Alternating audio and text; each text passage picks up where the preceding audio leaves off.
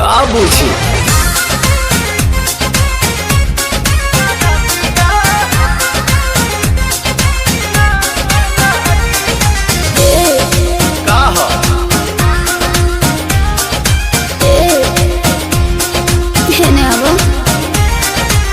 बैठलो सादावा से आजाना रूम में जानी जानानी संगे काट मन सुन में आओ ना बैठलो सादावा से आजाना रूम में जानी जानानी संगे काट मन सुन में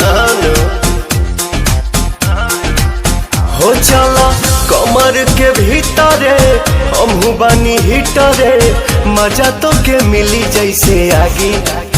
तो चप धन हो सरतिया